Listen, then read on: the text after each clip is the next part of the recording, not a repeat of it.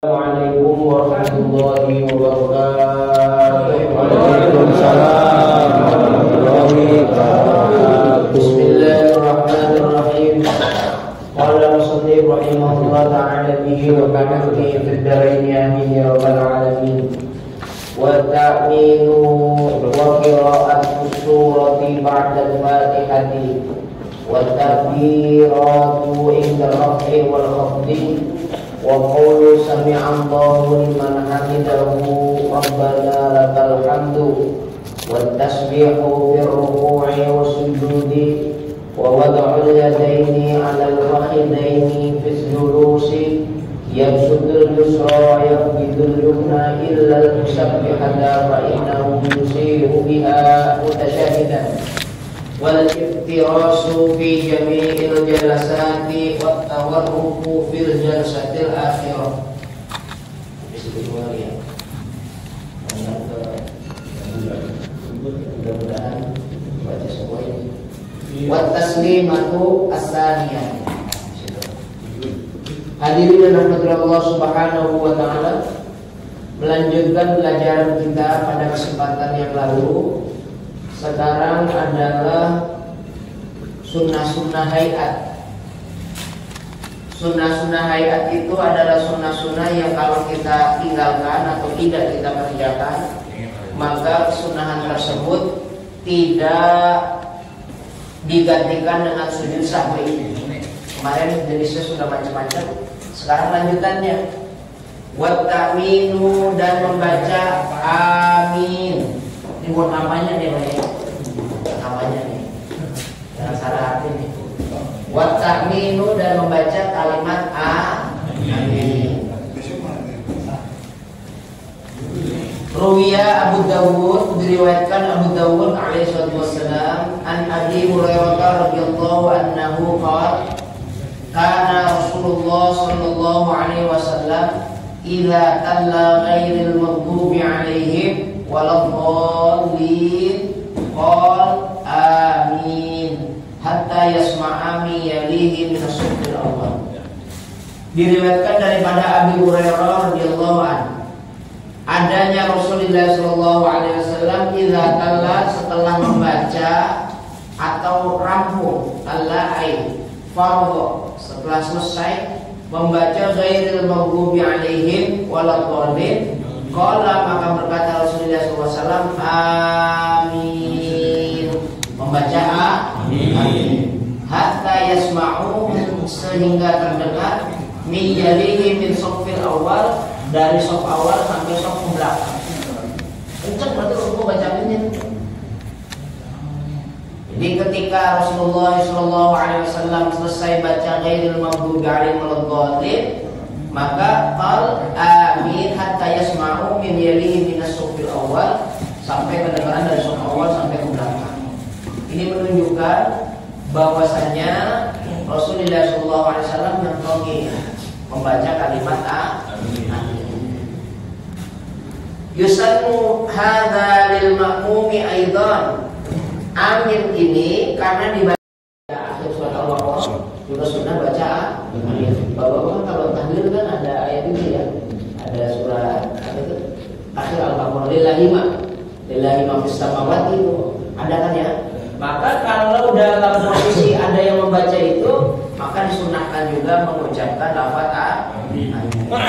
Pahalanya besar membaca al-Qur'an. Sesungguhnya Rasulullah SAW bersabda, idza qala al-imamu, apabila berkata imam, ghairil maghdubi alaihim waladhdallin, kalimat ghairil maghdubi alaihim waladhdallin, faqulu, maka berkata kalian semuanya amin.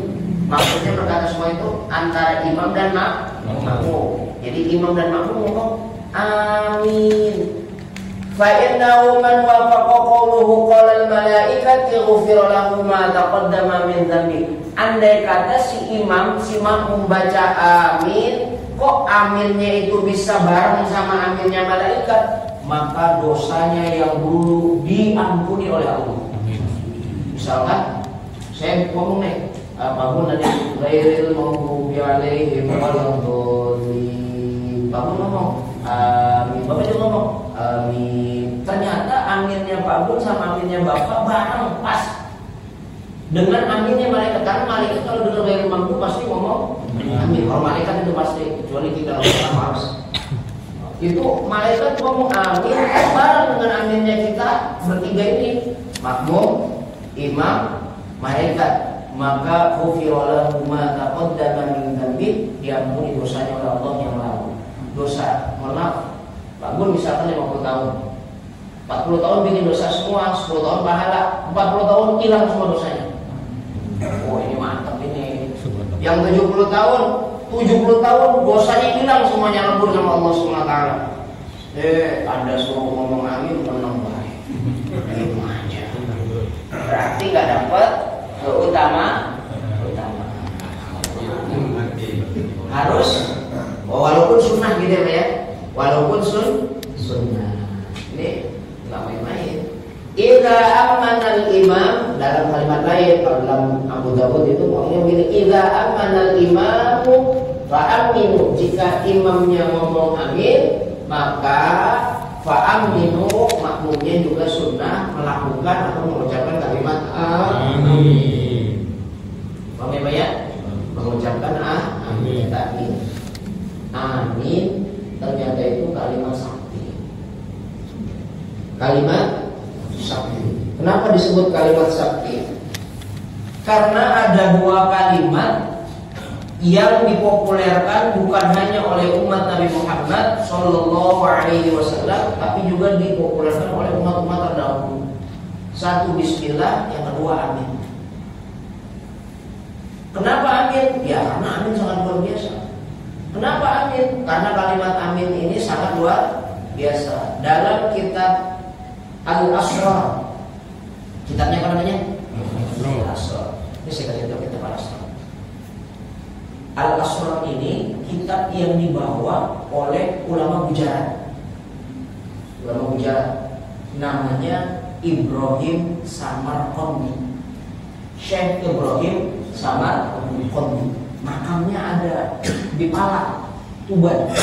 Saya dulu waktu masih pondok di di Sarang, masih sering tuh main ke makbar Syekh Ibrahim Samarqandi. Palang di Palang, di Tuban, pinggir kali daerah Palang. Karena saya punya kawan orang Palang itu, anaknya Kiai besar, Kiai Ustukhri namanya, belum punya pondok pesantren di Palang di situ. Namanya Sakir, anaknya cengengesan. Tapi anak Kiai besar. Saya sering berziarah ke sana, namanya Syekh Ibrahim Samarqandi. Kalau orang Jawa manggilnya Ibrahim Asmorokondi. Iya, Asmorokondi saja. Itu di toko-toko Majapahit itu ya, ada ya. Asmorokondi, Ibrahim Asmorokondi. Ibrahim Samarqandi ini punya anak namanya Raden Rahmatullah, atau lebih dikenal namanya Sunan Ampel. Nah, beliau ini Syekh Ibrahim Samarqandi waktu mendarat di Palang Tuban itu bawa dua saudaranya. Di Tuban itu bawa dua saudaranya. Satu Syekh Subakir, gitu ya. Yang kedua anaknya Syekh Rahmatullah. Syekh Subakir itu nanti dibawa ditaruh di Klaten kan. Di daerah Klaten, di daerah sana untuk ngabisin Dewata Cangkar musuhnya. Nah, yang dibawa sama Syekh Ibrahim Samarqandi ini kitabnya namanya Al-Asrar. Beliau ketemu sama Ratu Kalingga. Siapa Pak? Kalingga. Kenal nggak namanya siapa? Bukan. Ratu Kalingga. Ini kerajaan Kalingga. Kan di bumi. Zaman makan bawa ayo. Jangan sambil makan ya. Kalingga ya, Ratu Kalingga di mana? Kerajaan Kalingga di mana? Kalinggapura. Bapak sih nggak pernah baca sejarah ya? Kerajaan Kalingga itu adanya di daerah Malang. Ratu Kalingga dibawa kitab Al-Asrar. Kata Ratu Kalingga, ini kitab apa? Kitab Asrar. Kitab Asrar itu kitab perbukunan, kitab jagung-jagungan. Lalu dikasih sama adiknya Ratu Kalingga, namanya Joyoboyo. Maka ramalan yang dikeluarkan oleh Jayabaya atau Joyoboyo itu dari sumber kalimatnya adalah kitab Al-Asrar. Nggak main-main dia Pak. Ini mau cerita kayak gini harus banyak baca buku. Ini mau gampang Pak baca ini, susah ya. Jadi beliau itu Joyoboyo adik Ratu Kalingga. Dapat ilmu, kan kita kan kenalnya ramalan Joyoboyo. Itu bukan ramalan, tapi sejatinya didapatkan dari ilmu dari kitab namanya Al-Asrar. Kami kitab Al-Asrar. Pelajari sehingga ahli meramal. Kalau salah satunya Indonesia atau Nusantara akan punya raja, punya presiden, tidak boleh lewat dari pakem ini.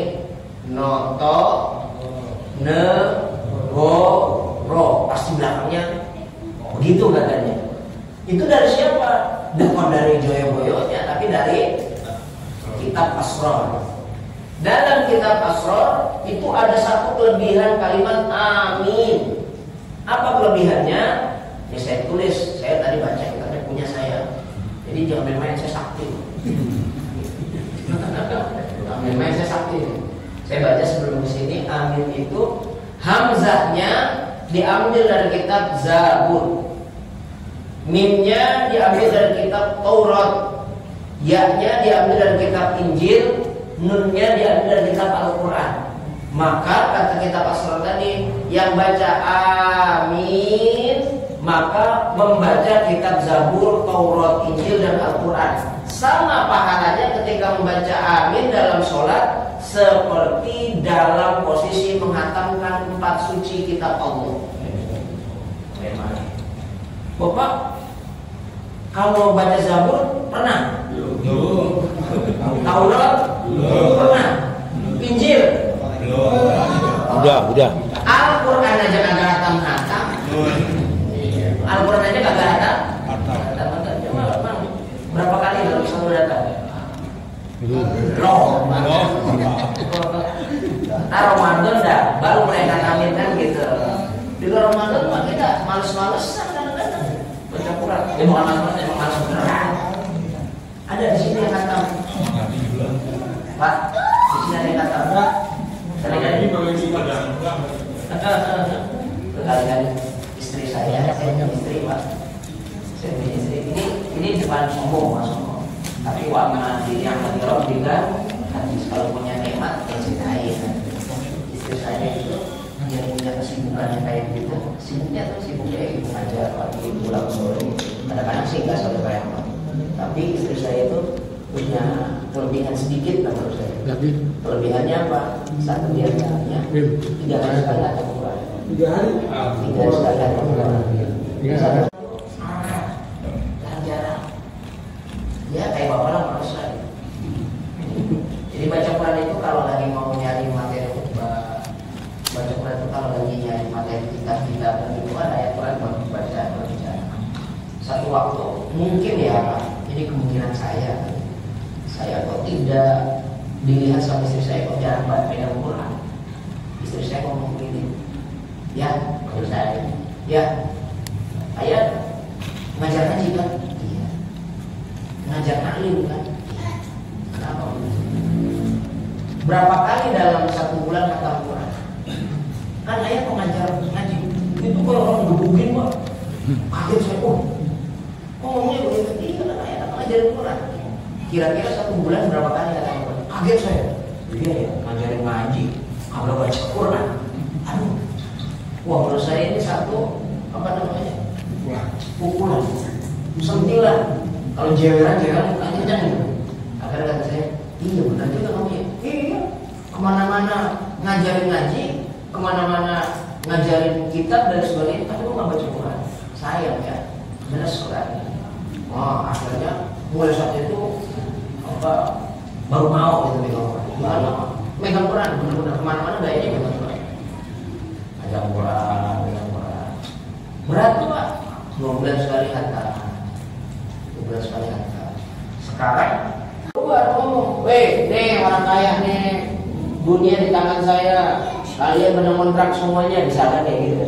Itu kan sama aja orang koslet, bukan itunya, tapi pahalanya.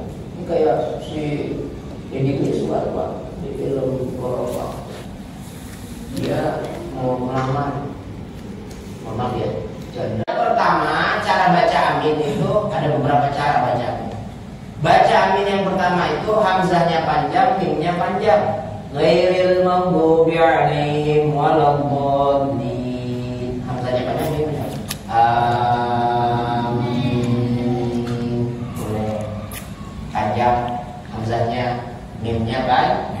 Amin.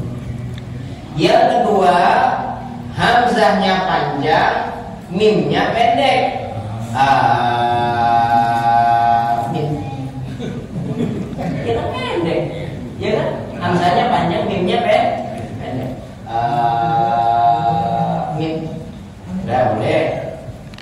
Yang kedua, hamzahnya pendek, mimnya panjang. Amin. Gitu ya? Amin. Boleh. Yang nggak boleh pendek keduanya. Hamzahnya pendek, mimnya pendek. Amin. Ghairil maghdubi 'alaihim waladdallin. Amin. Nggak sah, nggak boleh, nggak ada pahala. Jadi hamzahnya panjang, mimnya panjang. Amin. Boleh. Hamzahnya panjang, mimnya pendek. Amin. Boleh. Hamzahnya pendek, mimnya panjang. Amin. Boleh. Ya nggak boleh pendek sama-sama dua-duanya. Amin. Nggak boleh. Ada satu lughat yang diperkenankan. Ini mau dipakai silakan, mau dipakai silakan.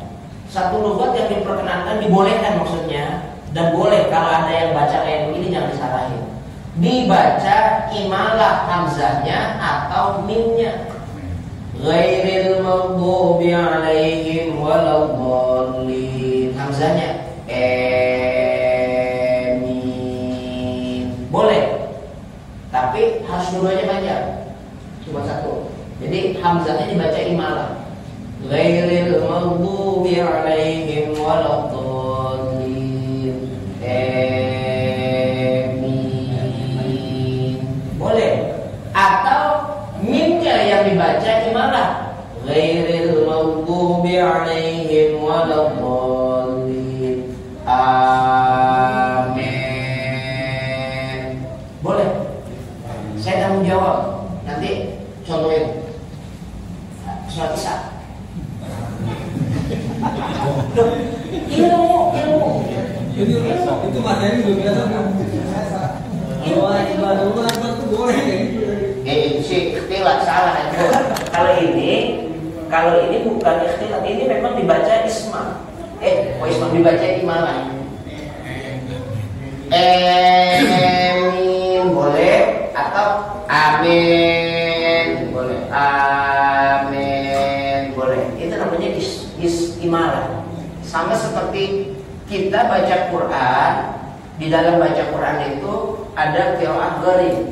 Kan kalau kita kan Qurannya namanya Rasulnya Utsman, tulisan Sayyidina Utsman itu Quran yang kita pegang itu tentu Quran yang kita pegang itu Rasulnya tulisan Sayyidina Utsman, Rasulnya Utsman, qiraatnya riwayatnya Imam Hafiz.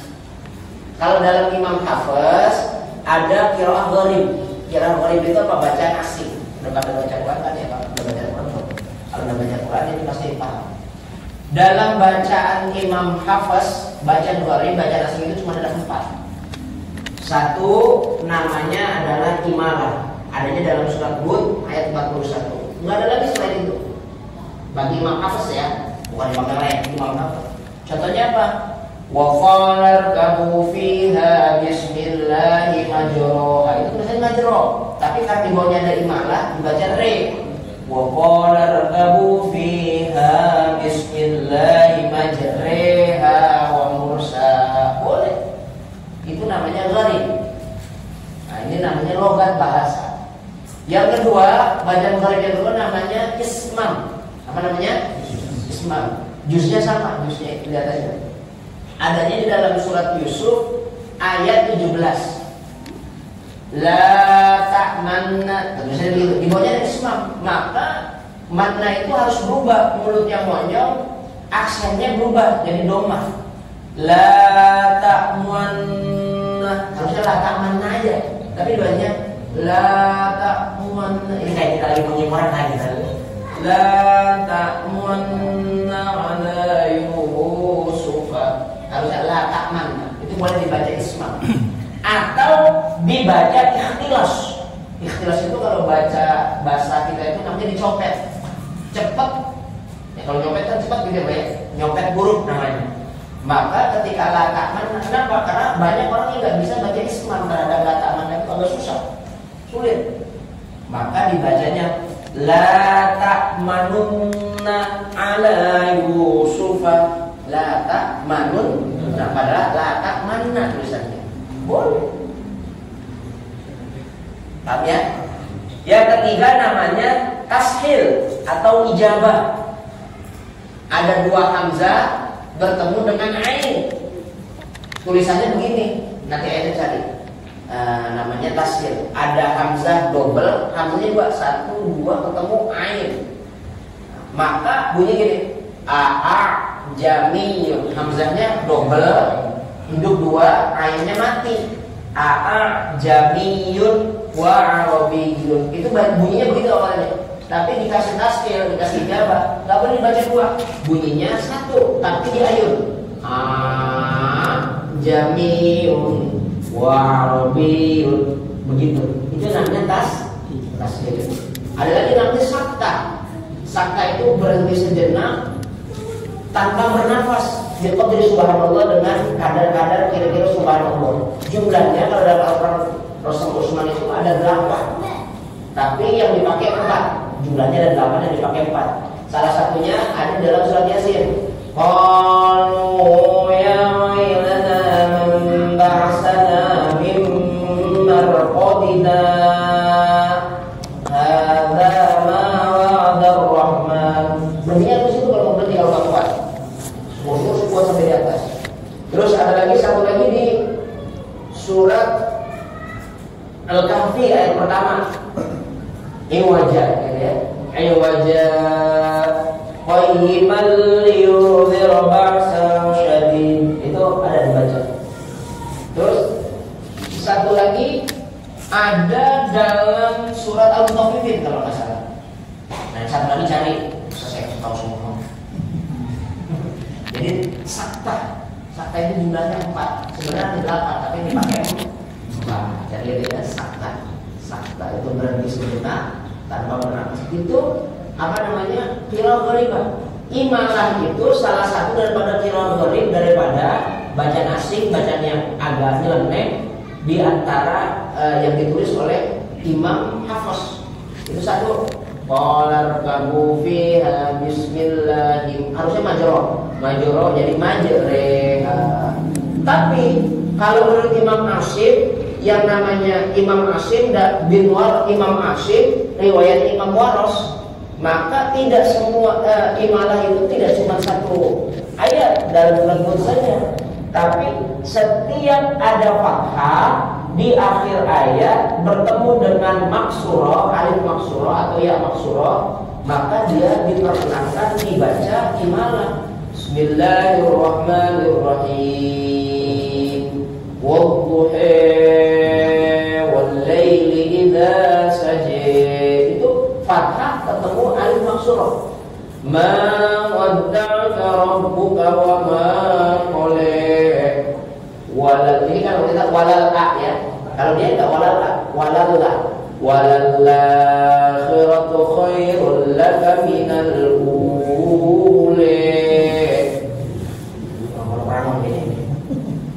Jadi boleh, itu namanya gimana?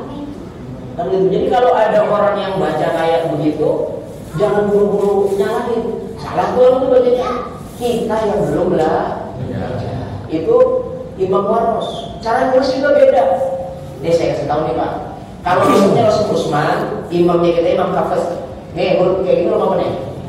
Ini titik satu namanya apa? Huruf kok lihat. Bulat, langsung saya tarik begini. Pak, kalau yang seperti ini titik 2 namanya itu rosoknya rosok kita, itu abang kita tuh yang sekarang. Tapi kalau ada rosoknya Imam Waros, rosok itu tulisannya Imam Waros, saya tulis begini, saya titikin plek di atas, namanya apa? Salah, bukan Pak, saya pindahin titiknya di bawah, baru namanya Pak. Jadi nggak ada titik 2 itu, nggak ada yang Waros itu nggak ada. Jadi nggak main-main. Dulu guru kita Ustaz Mansur Bisri sering baca pakai waros, bacanya pakai waros. Salah satunya ketika baca waros nih, wal asri innal insana lafi khusrin illa alladziina amanu wa 'amilus shalihati wa tawassaw bil haqqi wa tawassaw bis sabir. Itu Pak Mansur banyak gitu. Wa tawassaw bil haqqi wa tawassaw bis sabir. Ada tentara di Al-Waroka. Wah, ini mau yang salah ditegur. Kata saya mau goblok saya bilang gitu. Makanya kalau ilmu terbatas jangan bantah orang. Yang dibantah orang yang sudah malam melintang di pondok pesantren. Kan gitu dalam diri saya. Ini mah lagunya. Dikumpulkan sama beliau bisa ini hadis dari fulan sampai ke Rasulullah. Itu hafal 17.000 hadis. Pakai sanadnya. 17.000 hadis. Mohon maaf, Bukhari, Muslim. Mohon maaf ya. Bukhari, Muslim, Sunan Abi Daud, Sunan Tirmizi, An-Nasai, Darul Qutni, 6 kitab itu enggak sampai 17.000 hadis. Cuman sampai 9.000-an. 17.000 hadis, hafal lafadznya plus nama-nama pembawa hadisnya. Namanya Syekh Yasin bin Isa Al-Fadani. Orang Padang ini. Jadi tinggalnya di Arab, jadi imam di Arab, hobinya makan rendang. Syekh Yasin bin Isa Al-Fadani. Ada lagi pengarang kitab namanya Hidayatus Salikin. Kitab yang dikaji jadi mata pelajaran resmi di Al-Azhar University. Tahu Al-Azhar ya? Di Kairo. Jadi pelajaran resmi, nama kitabnya Hidayatus Salikin. Dia itu namanya adalah Syekh Abdus Somad Al-Palembani. Berarti Syekh Abdus Somad dari Palembang. Ada lagi yang pertama nih, jauh sebelum Nawawi, dia ngimamin di Masjidil Haram. Orang di luar Arab pertama kali ngimamin Masjidil Haram. Namanya adalah Syekh Khatib Al-Minangkabawi. Berapa pasti hati deh. Siapa itu? Syekh Khatib dari Minangkabau. Ini kalau tadi saya Yasin bin Isa hobinya makan rendang, kalau ini hobinya tambusu. Makan tambusu. Enggak tahu ya tambusu itu. Tambusu tahu tambusu? Usus dicampur tahu. Namanya tambusu. Iso orang Sunda. Tambusu gede diisi telur. Tambusu namanya. Enak juga tuh kalau makan tambusu ya. Tapi kolesterol itu Pak. Kamu duduk di atas, saya di bawah. Lantas bagaimana kalau saya ditanya, kalau saya jawab, bilang aja begini. Sebelum saya menjawab, baiknya pembantu saya yang jawab. Ngomongnya begitu. Ini untuk menghabisi orang-orang Arab pada saat itu sombong. Ditanya, kata khodimnya pernah gitu ya. Ditanya, mohon maaf Pak, saya nggak mau jawab, pertanyaan itu mudah. Biar khodim saya yang jawab. Dijawab semua pertanyaannya itu. Presentasinya itu khodimnya mempresentasikan kepada Imam Nawawi. Kan gitu. Akhirnya orang-orang Arab ngomong, "Saya itu luar biasa. Khodimnya aja kayak begitu. Apalagi kiainya." Padahal itu dia. Nah ternyata kan dunia Arab itu goncang. Makanya beliau itu disebut Sayyidul Hijaz, ulama tanah Hijaz yang paling luar biasa. Jadi nggak main-main Pak. Kita tuh punya ulama-ulama hebat. Syekh Khatib Sambas. Sambas mana Sambas? Sumatera. Ya, Kalimantan ya. Saya Khatib Sambas. Itu orang Sambas itu hebat-hebat. Orang Kalimantan itu, kalau sekarang Kalimantan itu terkenalnya punya Dayaknya, bukan. Orang Kalimantan itu terkenal kalimatnya, ilmunya. Sambas itu, saya Khatib Sambas itu luar biasa. Kalau Quran itu dalam usia 7 tahun baru udah hafal itu. Khatib Sambas. Nah, ada ulama Indonesia namanya Syekh Arwani Kudus. Ini wafatnya cuma tahun 86 Pak. Belum lama banget kan gitu ya. Syekh Arwani Kudus, Kiai Haji Arwani Kudus ngarang kitab itu Al-Quran, lalu dia tulisin semuanya tentang qiraatus sampahnya. Kitabnya cuma satunya. Di dunia internasional nggak ada. Tidak ada ulama yang menulis qiraatus sampah. Bahkan beliau menambahkan 3 qiraat lagi, jadi qiraatul asir. Belakang ujungnya itu ada qiraatul asir, 10 qiraat. Itu dipegang sama ulama-ulama Timur Tengah. Ini orang alim yang luar biasa. Ini orang alim yang luar biasa. Padahal orang Kudus, Syekh Arwani Kudus. Beliau juga termasuk orang yang bisa ngarang, alim, hafal Quran, tapi nggak bisa ngomong bahasa Arab. Sama kayak bapak nggak bisa. Kalau bapak kan nulis nggak bisa, ngomong nggak bisa. Dia nggak bisa ngomong bahasa Arab doang, tapi kalau nulis alim. Dan mohon maaf, ini bukan sombong. Mungkin satu-satunya di Cipayung yang punya kitabnya itu saya doang. Ada di rumah saya. Al-Quran, qiraatus sampah, tulisannya nggak Arwani lagi. Punya sih. Dan saya kebiasaan saya buat kalau soal gitu. Kalau soal kepada kiai, saya minta kitab. Kalau bapak kan, kalau soal sama kiai biar kelihatan keren, foto. Bagus minta foto. Lagunya apa sih? Gitu. Minta kitab. Ya tapi kalau nggak bisa bacanya percuma kan gitu. Minta sorban gitu. Kalau saya datang kepada anaknya waktu itu, karena saya nggak ketemu saya 86 udah wafat. 86 udah wafat. Ada anaknya namanya Kiai Ulil Luha sama Ulil Albab Arwani namanya. Saya tanya Kiai Abah Amin itu punya nggak? Apa Kiai Arwani itu punya karangan nggak? Punya. Dan itu cuma satu-satunya di internasional. Apa? Dan kitabnya ini. Terus boleh nggak diikhlaskan kepada saya? Boleh. Silakan. Tapi nggak dicetak.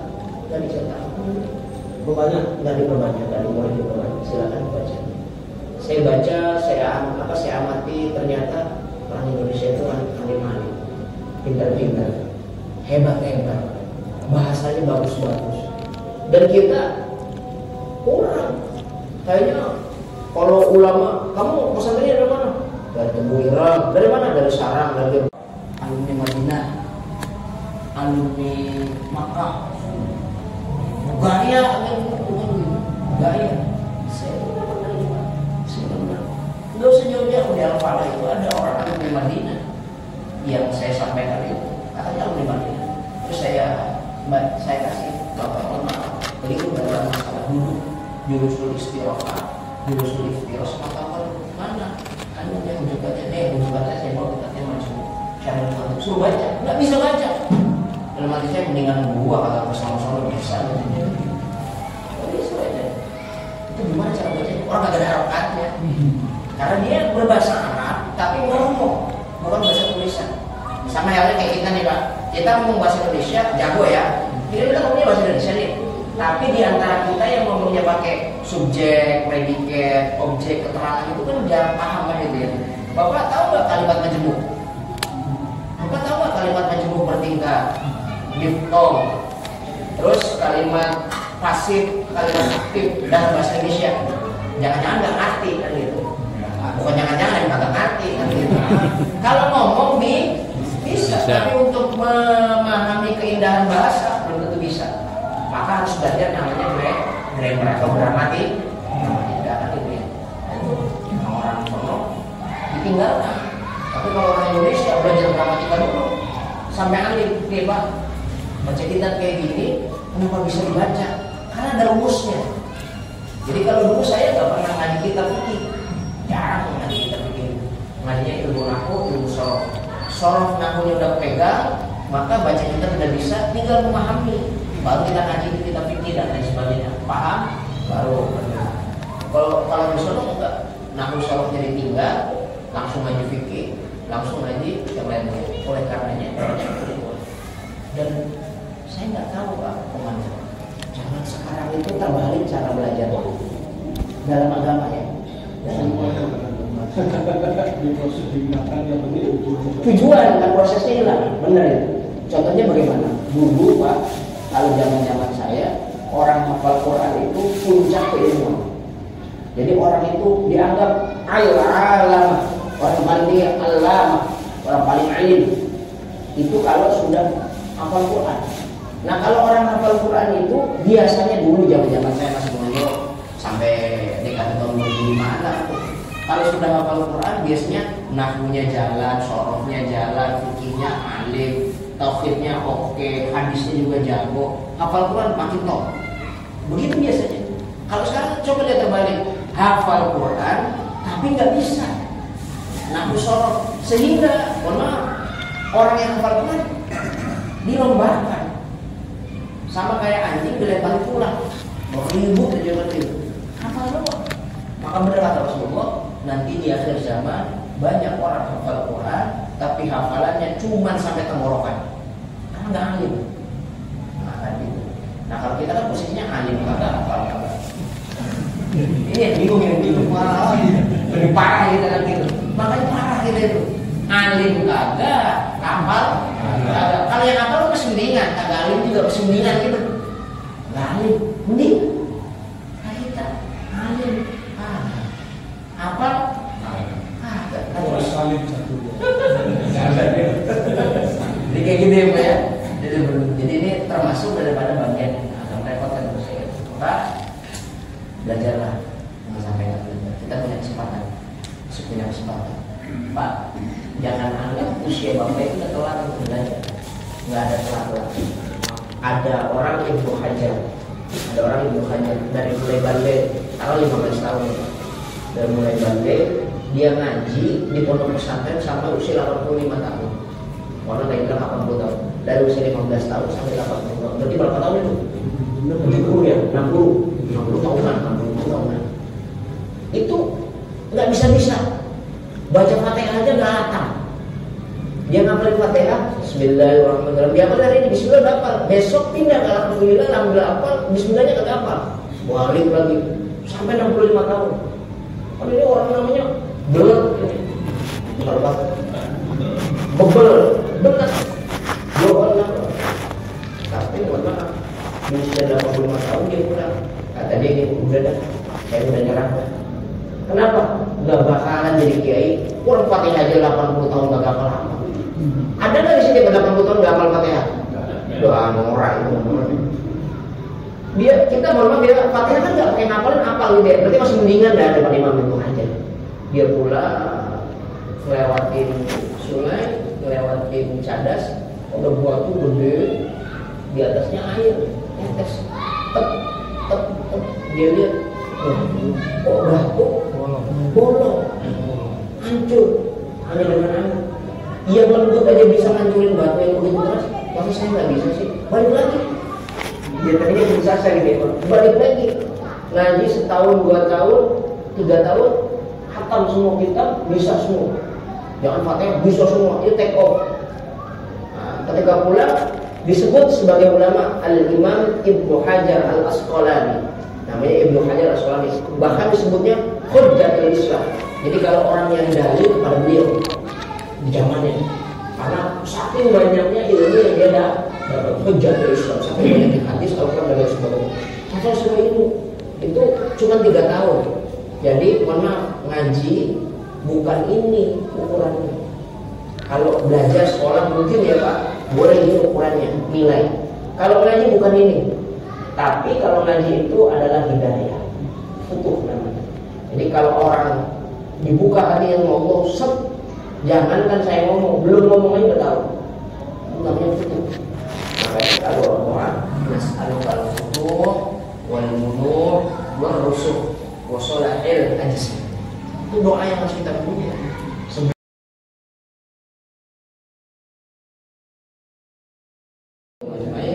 Assalamualaikum warahmatullahi wabarakatuh.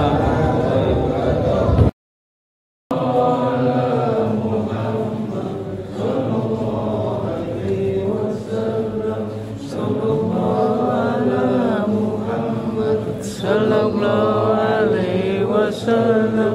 Sallallahu ala Muhammad. Sallallahu alaihi wasallam. Sallallahu ala Muhammad. Sallallahu alaihi wasallam. Amin amin ya rabbal alamin. Sehat amin.